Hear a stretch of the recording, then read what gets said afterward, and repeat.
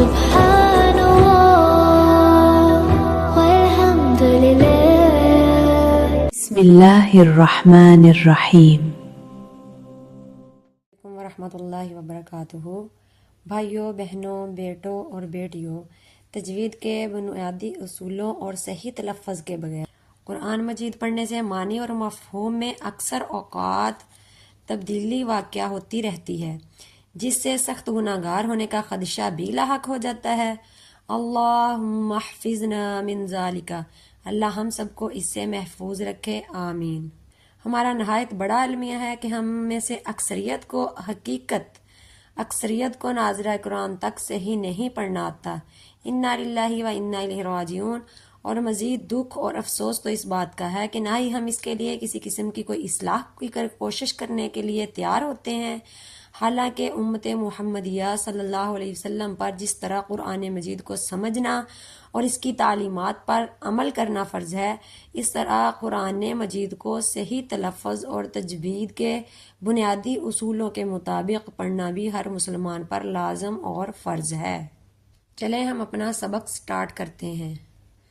صراط الذین، اس میں ہم روا کو بھی پر کریں گے، طا کو بھی پر کریں گے، اور لام مشدد آ گیا ہے، طا کو لام کے ساتھ ملا کے پڑھیں گے، اور ذال یا کے نیچے دو نقطے ہیں اور یہ یائے مدہ ہے، اس لیے ہم ذال کو ذال یا زیر ذیل لمبا کر کے پڑھیں گے۔ صراط الذین، زینہ ایسے نہیں بولیں گے، تھوڑا سا ذال کو لمبا کر کے پڑھیں گے۔ صراط الذین، صراط الذین، یہ آپ نیچے دیکھ سکتے ہیں، سین کی آواز نہیں نکالیں گے۔ نیچے والی آیت جو لکھی ہوئی ہے اگر ہم اس طرح سے پڑھیں گے تو بالکل غلط ہو جائے گا۔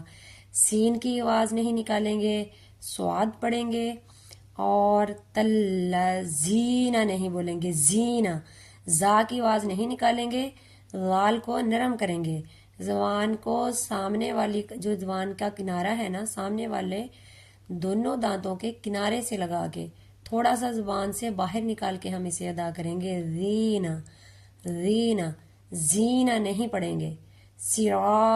صراط الذین، ایسے یہ قرآنی آیت نہیں بنتی، یہ غلطی بنتی ہے۔ ہم پڑھیں گے صراط الذین، صراط الذین۔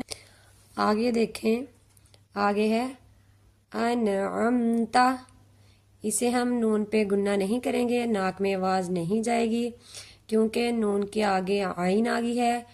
عین حروف حلقی ہے، حروف حلقی اگر آ جائیں تو حروف پہ گنہ نہیں ہوتا۔ حروف حلقی 6 ہیں، حمزہ، ہا، عین، ہا، غین، خا۔ اگر ان 6 حروف میں سے کوئی بھی حرف آ جائے تو ہم گنہ نہیں کریں گے، ہم اسے انعمتا ایسے نہیں پڑھیں گے، انعمتا ایسے نہیں پڑھیں گے، ہم اسے پڑھیں گے انعمتا، انعمتا، انعمتا علیہم، علیہم، علیہم نہیں پڑھیں گے، علیہم پڑھیں گے تو غلط ہو جائے گا، ہم اسے پڑھیں گے علیہم غیر المغضوب۔ دیکھیں یہ میم کے بعد غین ساکن ہے، اگر غین ساکن آ جائے تو وہاں ہم رک کے پھر اگلا حرف پڑھیں گے۔ غین ساکن، ساکن کا مطلب ہوتا ہے رک جانا، ساکن ہو جانا، رک جانا، ہم رک کے اگلا حرف پھر پڑھیں گے۔ اگر ہم نہیں پڑھیں گے تو اس حرف پر جنبش ہو جائے گی، وہ حرف ہلے گا، اس طرح سے ہم نے نہیں پڑھنا، ہم نے اس پر ساکن ہو کے پھر اس حرف کو پورا کرنا ہے، رک کر آگے پڑھنا ہے۔ غیر المغضوب، مغضوب علیہم، علیہم۔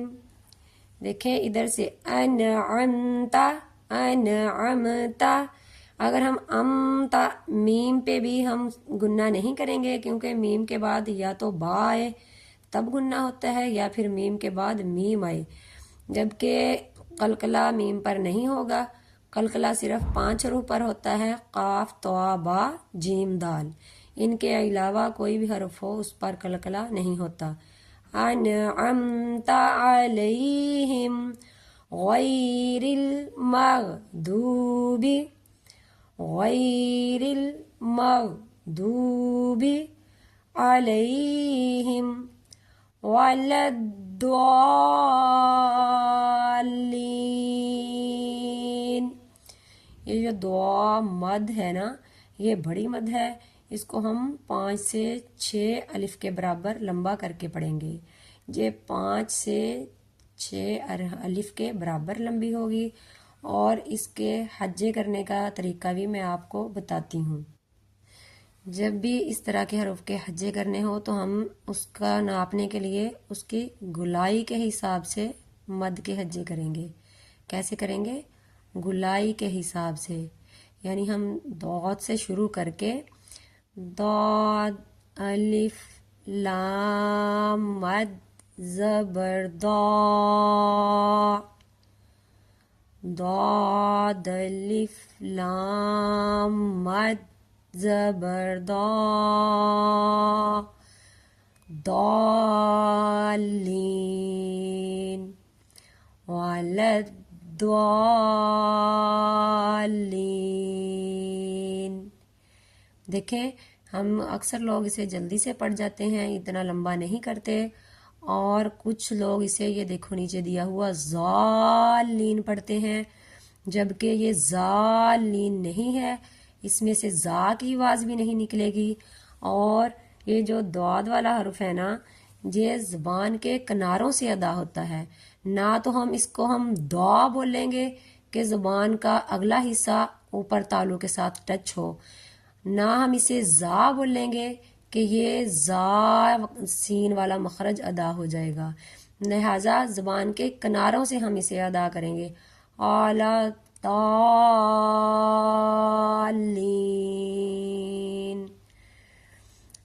انعمت علیہم۔ نیچے والی آیتیں اب میں آپ کو دکھا رہی ہوں، جو مسٹیک والی آیتیں ہیں ہم غلط پڑھتے ہیں۔ انعمت علیہم، ادھر جھٹکا نہیں لگے گا، عین کی آواز نکلے گی، ادھر بھی حمزہ پہ ہم حمزہ کا یا الف کی آواز نہیں نکالیں گے، عین کی آواز نکلے گی۔ علیہم غیر المغضوبی نہیں پڑھیں گے، مغضوبی غلط ہو جائے گا، اس لیے جس طرح میں نے آپ کو بتایا ہے اوپر، غیر المغضوبی علیہم ولا الضالین۔